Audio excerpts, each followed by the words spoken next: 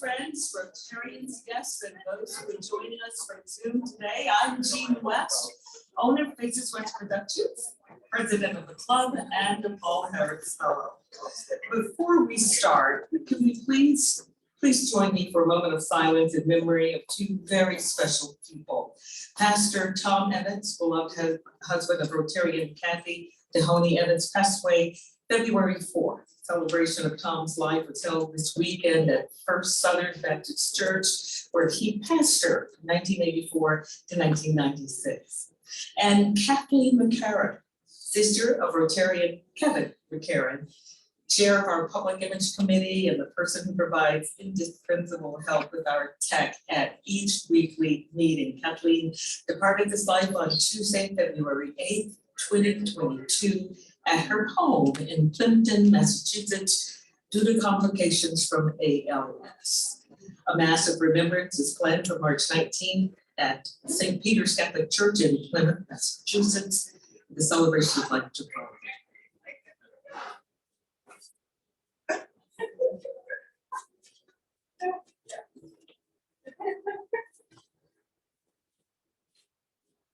Links to the full obituaries can be found on localrotary.org. And now to provide our invocation is Michael Buckman, Director of Major Gifts for Family Scholar House.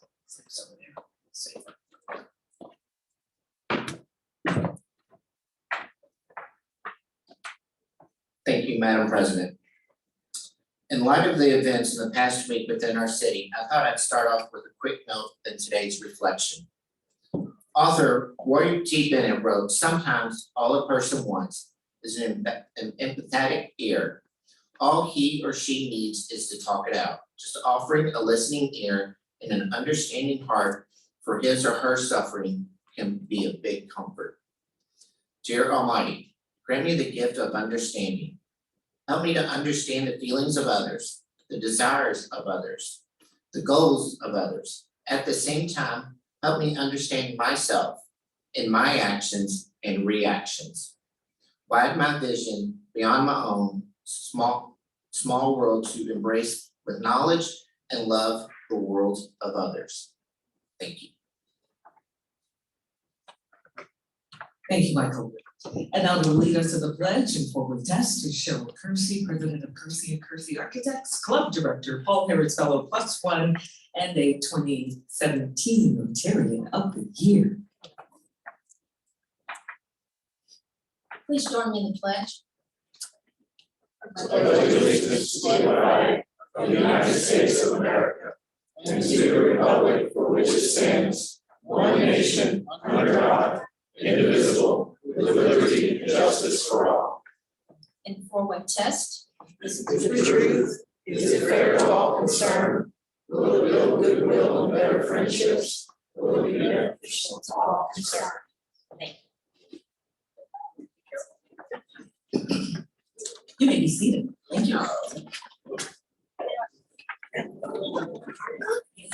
All right, Rotarians, our focus today is on entrepreneurship. We have some very important young superpreneurs with us, along with their grandmother, Bridget Johnson, aka DJ PJ, children's book author, artist, and lifelong educator with JTPS, applying creative and strategic lesson plans for high needs children with structural and institutional challenges. This rapping school teacher creates amazing moments to help children develop a love for reading, inspired by her grandchildren starting their own lemonade stand. They made $300.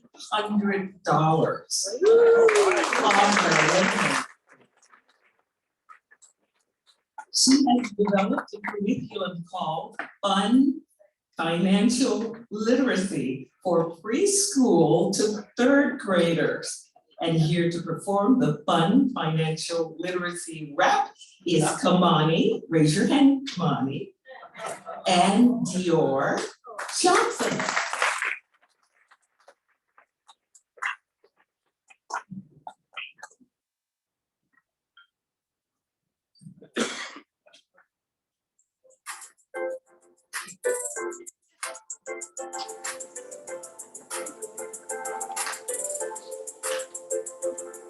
Fun, learn,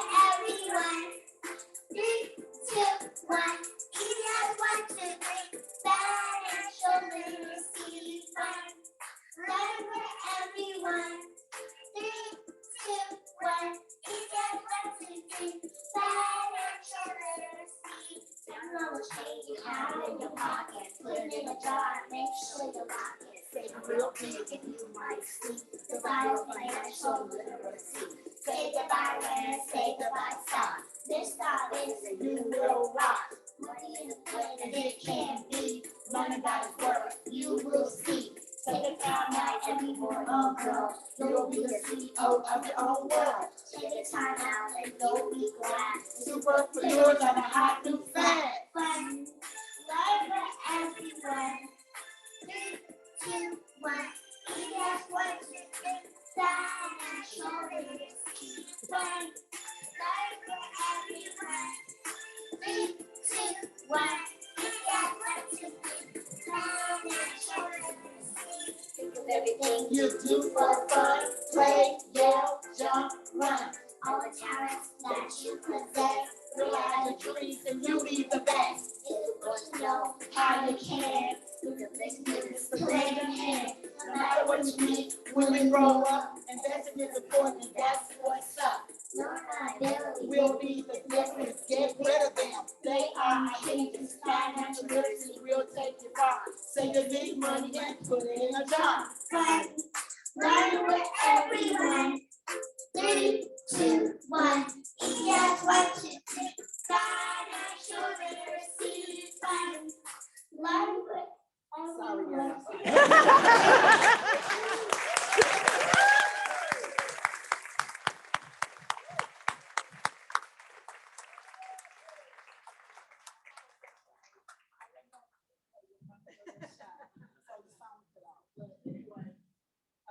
Thank you for having us and trying to teach them early not to have bad debt, but good debt. What do you want to have? A good debt and not a bad debt, so you want to save your money.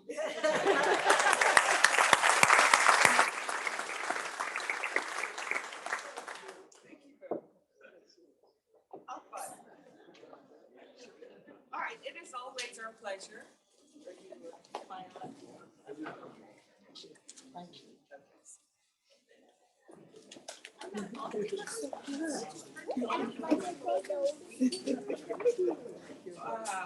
Well, sure. What are these? Sorry. It's light took all the time. Okay. Rotarians, please take your time. Take this time. Where's the mic? And do we need a mic? Yeah. To introduce your guests, please. Rotarians, introduce yourself first and then your guests. And guests, please stand when you are introduced. Thanks, Ashley. Tom Crimmins with SCORE. My guests are Elsie King and Michelle Miller. They are with Human Resources with Tyson Chicken in Corydon and Unplugged. They used to be a good thing. And they were particularly interested in our new program for improving housing ownership in the West End of Louisville.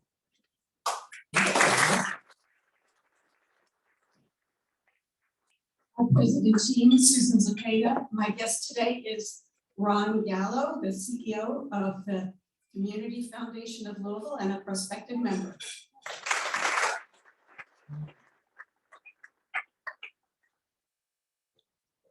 President Jean, Rudy Mueller. My guest today is Mitchell McGonigal, the Financial Services Representative for New York Village.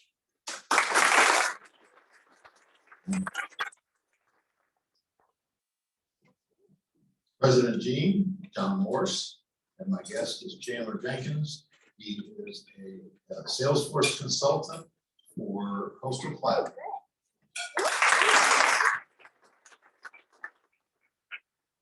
President Jean Casey, Mayor, President of Waterfront Botanical Gardens. My guest is Brett Shepard, who's the Director of Capital Campaigns. This is his second Rotary Lunch. Last week was his first. Wonderful. Welcome, guests. Before you will consider coming back, come back and consider joining our club. If you want to learn more about the club, where you can see Fred Sherman, that handsome guy right there. See him and he'll tell you everything you need to know about joining Rotary. We love to highlight Rotarians in the spotlight. Dan Hudlidge was ousted as the Louisville Cupid on Valentine's Day. He and a friend placed 100 heart-shaped smiley face stickers around 4th Street, Main Street, Whiskey Row early Monday morning. So somebody out of it. There you go. Marissa Neal received the St. Matthew's Chamber Community Pride Award in recognition of her outstanding volunteer work in the community. Dr. Mohammed Babar, Medical Director, Signature Healthcare, and Medical Director, Kentucky Regional Care Hub, will be recognized at the Business First Healthcare Heroes event at the Olmsted on February 24th. We have several Rotarians who will be participating in a nationwide virtual business women mentoring Monday on February 28th. Tawana Bain, founder of T. Bain and Company, Kim Hallbauer, Regional President for Third Bank, and Ingrid Hernandez, President of Ingrid Design. Now, Rotarians, please do not miss out on the limited time opportunity to take advantage of our Paul Harris Fellow Matching Points program. From now until April 15, find out from Mike Cool how far you are from a Paul Harris Fellow, okay? Generous Rotarians in the district have donated their points to match yours to either get a first Paul Harris Fellow pin or a subsequent pin. So see Mike Cole for information and don't miss out on this opportunity. It's a great program. All right. In March of 2020, I visited the Rotary Club of New Orleans. The club meets in Manning's on the river. That's the Bacon, Eli, Archie, Manning family flagship restaurant on the river. It was the last meeting that was held for both of our clubs before the pandemic shut down. I presented a flag from our club and received a flag from their club. So I would like to present a flag to our executive director, Safeway, that way it's got steps, Deline Taylor, to accept this flag in friendship and kinship from the New Orleans Rotary Club.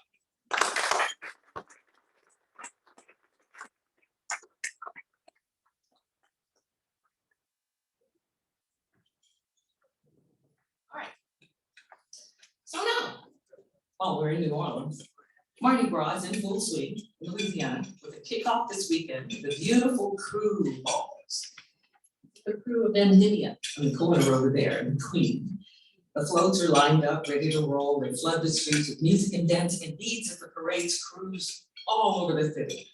And when the clock strikes midnight on Tuesday, this is what's left behind. Yeah. And the faithful heading to Ash Wednesday pass this mountains of trash. So, the Cajun culture question is, how much trash is left in the streets of New Orleans after a typical Mardi Gras? A, 1,300 tons. B, 500,800 pounds. Or C, 1 million pounds. Who said that? All right, you're right. Oh, 1,300 tons of garbage, about 2.6 million pounds left when the revelry was over for the last regular Mardi Gras in 2019. So now, we bring us to our guest speaker. Nate Morris is the Chairman and CEO of Rubicon, a software company focused on waste and recycling. He was the first Kentuckian to be named to Fortune magazine's 40 Under 40 list and to be recognized as a young global leader by the World Economic Forum. He is also the youngest inductee to the Kentucky Entrepreneur Hall of Fame. And the list goes on and on and on. Please join me in welcoming Nate Morris.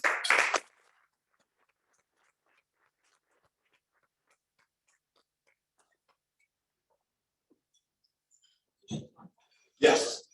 All right, Kevin, do you need to turn me on? This is the underbelly of. That's right. Not getting precious. Very good. Welcome. So good to see you, Gene. Thank you for having me. All right. So, how old are you? I'm 41. Congratulations. When did you start this business? How old were You know, I was right at 28, 29 when we started getting the idea and incubating the concept. And so we've been at this over a decade. That's young. So tell me about, you were a little nigga. Tell me about growing up. Where'd you go to high school? That's the question, right? So I was born in Lexington. My folks got to Louisville when I was 2 or 3 and ended up going to high school at Eastern High School. And Chandler Jenkins, who's also an alum from Eastern, is here today as a guest. So I'm very proud to see him doing great things for the community. And Eastern was a big part of my life. I mean, I was a class president, I played football, but most importantly, for everyone here, I just want to say thank you because I also participated in the Rotary speech competitions. And you all have been so generous to me as a student. My mom was a single mother, and so scholarship money was very important to get me to the next step in my life, and Rotarians stepped up for me, and I'm really grateful for that opportunity.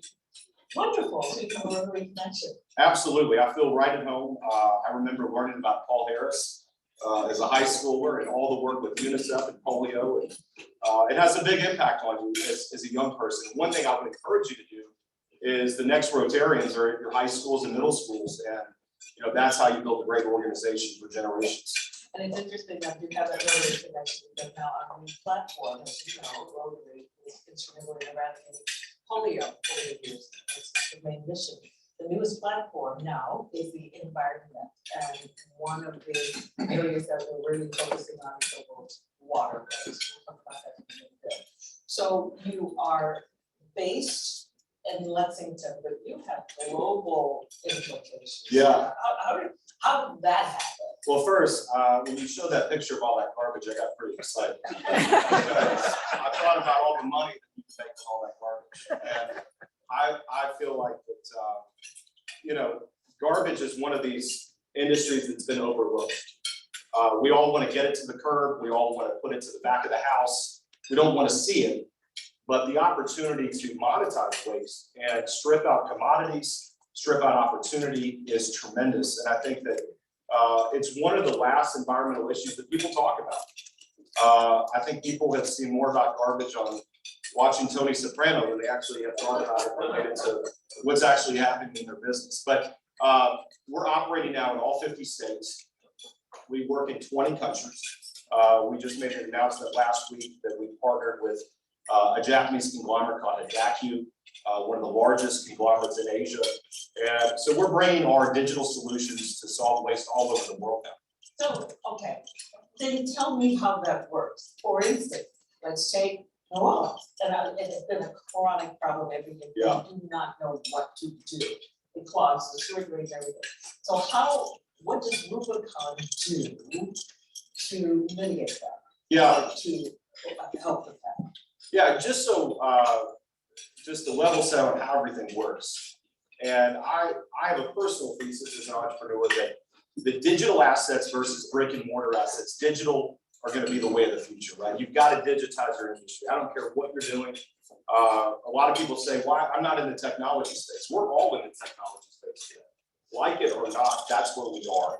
And we have to be prepared to address that. And what we found in the waste industry is that this was an industry that was running in the dark ages.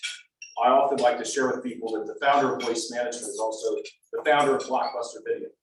And, you know, that is true. And, you know, we all know how that movie ends, right? I love that little line after that. But Rubicon is running a digital play. And what we mean by that is you look at the industry of waste, about a $2 trillion total addressable market globally. In the United States, this is occupied by 2 or 3 big players. And then the rest of the market are small businesses, mom and pop haulers that in many cases are running family-run businesses that mom and dad built or grandparents built and the cousins get involved, everybody's out selling. Rubicon has built products for this side of the market where we can aggregate all these independents together and have an equal challenge and really level the playing field against the big players like Waste Management or Public Services. all through product. So it's a similar play that Airbnb is running with real estate. It's a similar play that Uber is running with taxi. And we know that the customer experience, being able to get access to data and using that data to make better choices and behavior changes, I believe is the future, not only for the waste business, but really for every industry. So you're not just talking about garbage, you're also talking about waste of time and human resources for business and corporations. Talk about that a little bit, unpack that for us and how you're working with that. Sure. So we started Rubicon with about $10,000 on a credit card. In December, it was announced that we're going to become public, close to about a $2 billion valuation. And the reason why I think that we've been able to make so much traction in the waste industry is we started with this great mission to end waste. And to your point, it's wasted time, wasted energy, wasted material. How do we end waste in all of its forms? And if we can do that, we're going to have a great outcome. And that really informs everything we do as a business. But if you think about it, your waste leaves clues about you. It leaves clues about your business, what you value, how you spend your time, how you spend your energy. And trash is often a reflection of really what's going on. If you look at how ancient civilization is studied through archaeology, they're searching through garbage to understand how people live. And we often ask the question to our customers like Walmart or Apple or Starbucks, how do you want to be remembered based upon what you're leaving behind? You are headquartered in Lexington. Why Lexington? Well, Rubicon was started here in Kentucky, and again, started very modestly, but I believe Kentucky is really the future of this innovation that's coming out of the heartland. And we saw an opportunity to attract some of the best and brightest from around the country to come to Kentucky because of the quality of life, because of its geographic advantage, being a day's drive from 90% of the United States. But also to really have a different take on the environmental movement. And to say that the environmental movement should be led through job growth, not through more regulation or big business being crushed by more policy. Talk about partnerships, because you all have partnered with some really heavy hitters. Can you talk a little bit about that? Yeah, so we've obviously been partnered with a lot of folks in the NGO community. We're working very closely with the University of Kentucky to understand the potential for the waste industry here in Kentucky. This is a $2 trillion market globally, and I believe that Rubicon could be one of the catalysts to attract businesses from the waste industry to settle right here in Kentucky, whether it be through can fabrication, building the trucks, building all the infrastructure that goes around the waste industry to create jobs here. What do you see as because I would imagine many, if not all of our members are CEOs or managers, the biggest waste of time and business? What we find is that through the data that we collect, it's amazing the bad habits that businesses get into. And, I remember one of the first things, getting on a truck with the driver, and his whole route would be thrown off if he wanted to go to Kentucky Fried Chicken versus McDonald's for lunch. And you think about something like that, they could throw a route off 40 minutes just by where you want to go to lunch. And so business, we have to use product and technology to maximize our efficiency and maximize the outcome, not waste time, not waste money. That's one small example. One of the other things that we've done recently is we've partnered with Amazon AWS. So Amazon AWS Cloud is one of the cloud services, as you all may know, and they're beginning to partner with governments, and they're offering cloud services to governments around the United States and now around the world. And they've become a great partner of ours. So anywhere AWS Cloud is sold, governments and cities have the immediate opportunity to opt into Rubicon's product suite for waste and recycling. And we've saved millions of dollars of taxpayer money just from providing these solutions. So again, understanding what's going on, that's critical to start not only preventing waste, but also saving money. So do you have local businesses as partners as well? We do. Are you working? Yeah. Absolutely. So look, I like to say, I get very excited. Everybody's got garbage, right? Everybody's a potential customer. When my mother asked why I chose this profession, I said, look, it's a safe place to be. Trash is recession proof. The only thing that might be more recession proof is a funeral business. I don't know. So this is something that is a potential customer for everyone. So that could be a small business on Main Street. That could be a Fortune 500 company. That could be a government. There's lots of different ways to take our products to market. And again, it's a very big market that's really been untapped. And the big players have really had their say over the industry, for the last 40 or 50 years. Rotarians, if you have any questions, please make your way to the mic and identify yourself before you ask a question. So you live in Lexington, or do you ever consider becoming a Rotarian? I'd love to become a Rotarian, absolutely. Do you spend most of your time here, or you travel? I'm in Lexington quite a bit, but because of the announcement in December of becoming public, we're out on the road quite a bit. Okay, you have a family? So I'm married to Jane, my wife. We've been married now for over 10 years. No children yet, but we've adopted a rescue cat. So that's a lot. So no, we're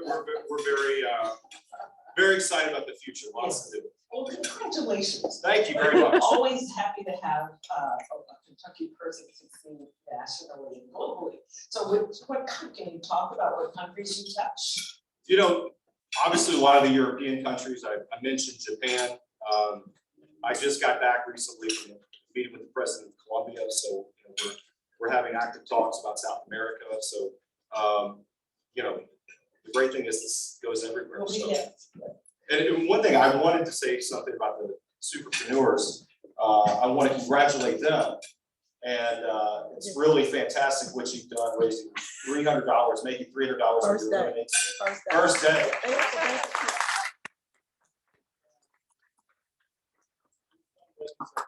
Future of Kentucky commerce. So we need you to stay here and build great businesses like you've been doing. Keep doing that for many years to come. And thank your grandmother. You have a wonderful grandmother that's teaching you about capitalism and how to make money. So congratulations, Grandma.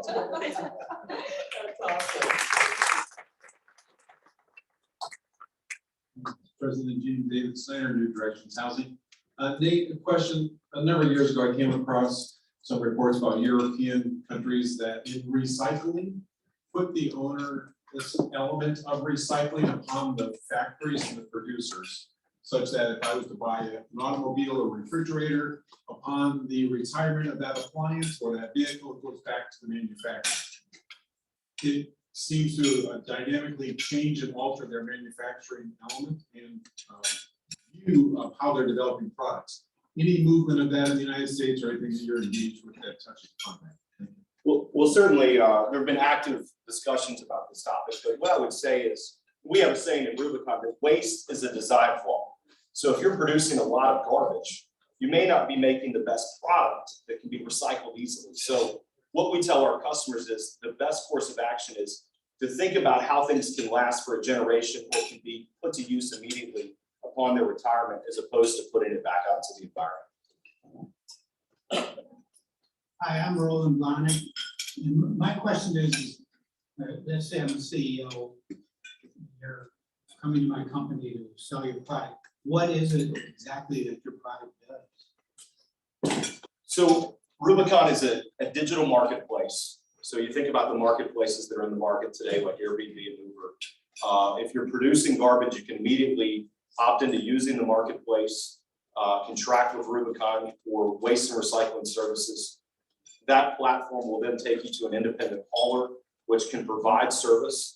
And the big rub here is that most of these independent haulers don't own landfills. And so most of the revenue associated in the waste industry is with filling landfills. And so if you own it, you've got to fill it to make your profit. We're not in owning the landfills as our business. So we're able to recycle about 3 times better than that of the likes of the big players in the industry. So it works very similar to the way that you would contract with any of your local waste haulers today.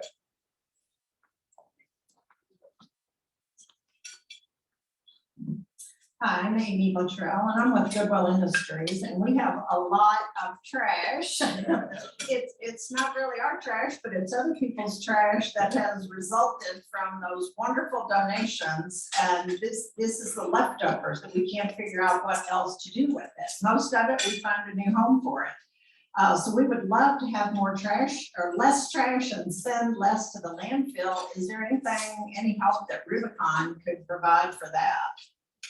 Well, first, I want to thank you for all the work you're doing at Goodwill. You all do an incredible thing for our community. We'd love to help you and happy to talk, after the lunch about how we can maybe do something together. Unfortunately, I have to leave early, but I do have somebody else here, Mark Coleman, who can talk with you. And I like you already because you took in a rescue cat.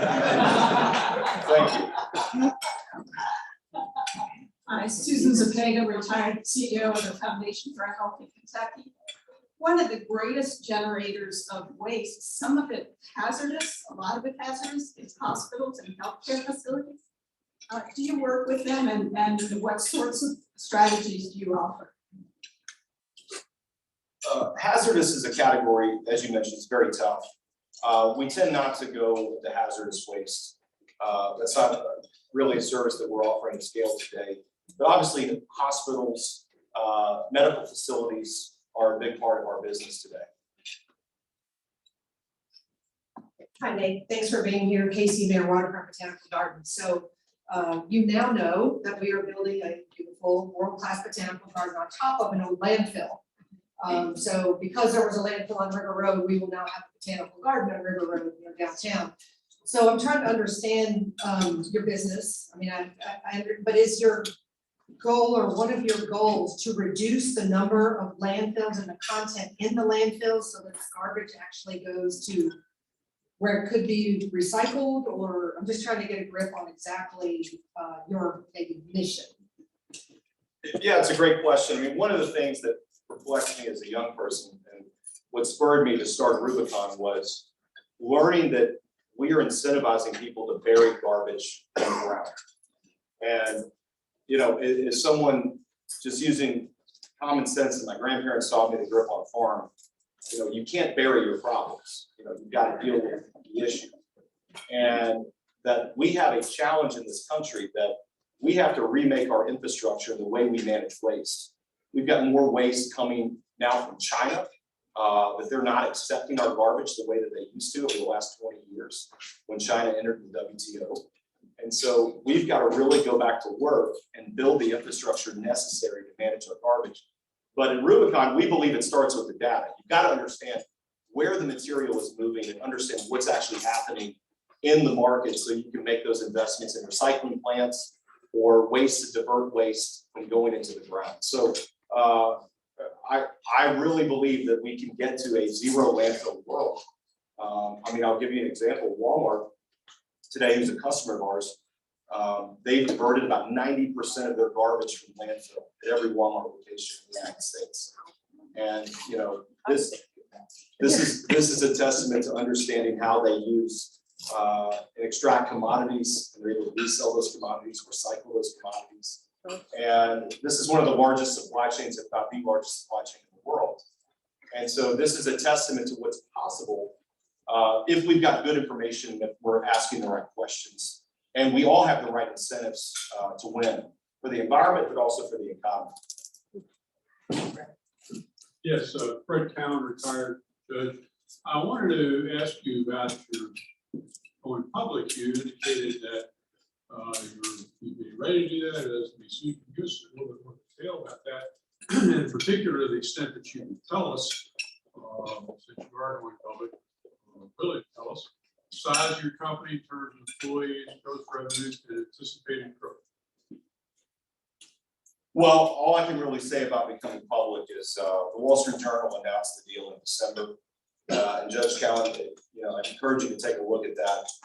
It's got a lot of our revenue stats, and a lot of key metrics associated with the company. But all I can tell you is that deal was done. It was close to about a $2 billion size deal.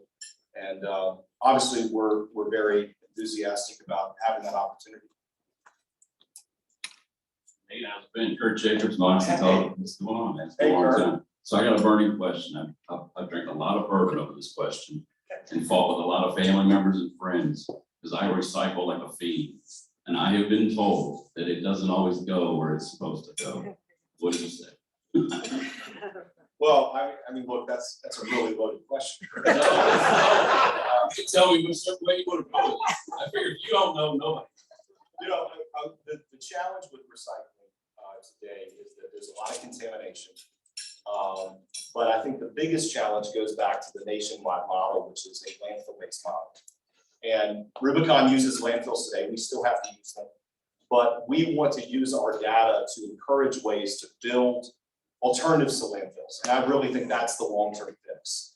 And ask better questions about the kind of material that we're putting back into the economy. There's a lot of waste that can be reduced just by better engineering and better understanding what's being thrown away and what we don't have to make all this stuff. I mean, how many people have ordered something from the internet and they get all this package and you wonder, is that all that really necessary? And so I think just asking better questions about how we use our resources is really the right way to go in the interim.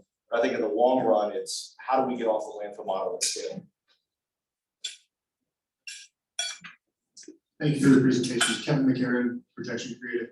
I'm a coffee drinker, and I was curious to know if you're around the table at Starbucks at the boardroom, what kind of questions are you proposing to them to reduce waste from the lids, the pulp products? Is there a line of questioning that you take for them at such a large scale that they can help reduce plastics? Well, I would say that Starbucks' mission obviously has been at the forefront of the creation of that business and really working on things like fair trade around coffee beans. They have this mission embedded into their DNA to try to make the world a better place. Obviously, the particulars about what we talk about our customers at that level, it's something we don't disclose, but I will say that they signed up with Rubicon over the traditional industry players for a reason. I like to personally believe because of our mission and because of the goal to end waste. So I think this is a brand obviously that speaks for itself around its values, and that's why we're willing to pay so much to get it. Talk a bit about your tornado disaster relief operations in Western Kentucky. I would imagine that's monumental. Well, one of the things, waste touches us all, but in the time of tragedy and disaster, you've got to get the roads cleared to make sure our customers like Walmart and Dollar General, that the resources are getting to the community from these retail locations. One of the things that we're encouraging others to do is to continue to participate and help the folks in West Kentucky during the tragedy. There's lots of attention over a 2-week period during the storms, but people are still suffering in West Kentucky and they need help and they need aid. At Rubicon, we're announcing $100,000 for relief for West Kentucky and through the Red Cross. And so I would encourage everybody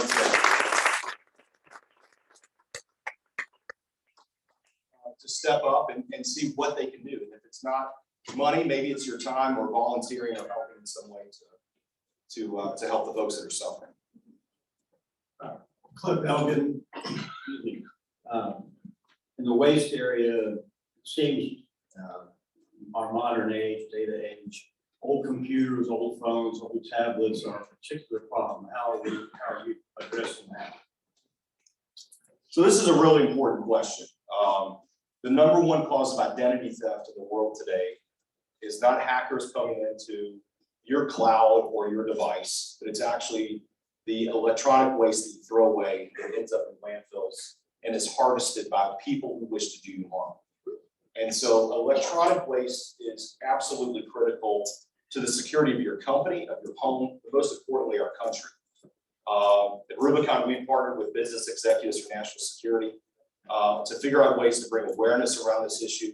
It's been an issue we've been really beating the drum about for many years. And electronic waste is also incredibly toxic to our environment. So from a data perspective, it is the riskiest thing we can do, unbeknownst to us, throwing things away and without disposing of them properly. Remember, waste leaves clues, and it can also leave clues to the enemy, people who wish to do the United States harm and to compromise us financially and from our personal security as well. Nate, thank you very much. It's been very. Thank you so much.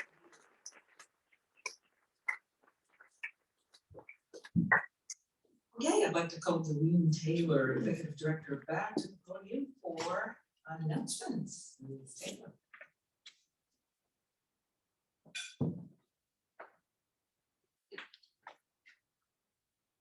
Right, thank you, that was amazing. So we had a great turnout. Sorry, let me go back to that one, I forgot to, I put that slide in there. So next week, we are not meeting here, next Thursday, we're not meeting here for lunch because of our party that evening, which I'll mention in a minute. But the following week, we will have Kentucky Derby Festival CEO and President Matt Gibson. So you will see on our website the links to register for that. Please go ahead and do so.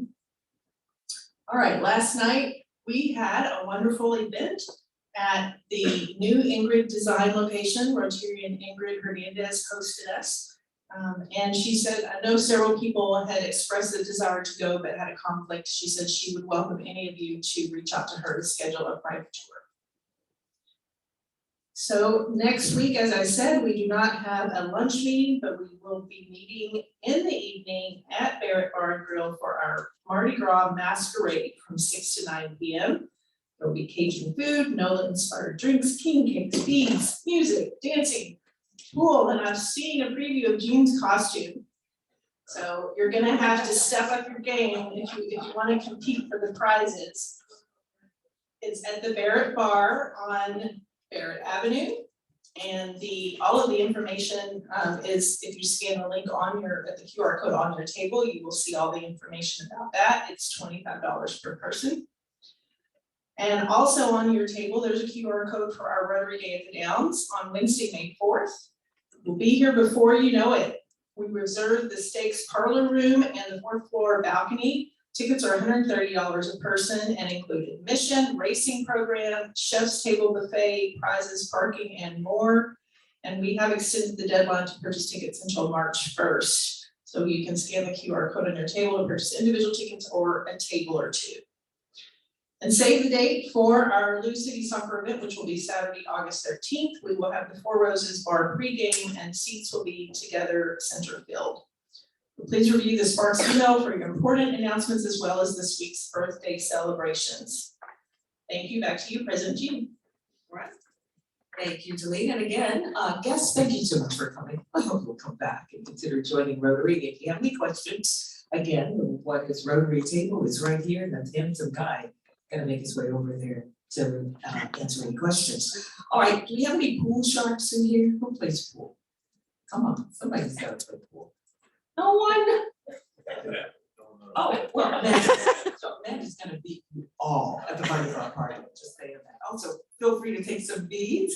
Thank you all for coming, do good work and have fun doing it. This meeting is adjourned.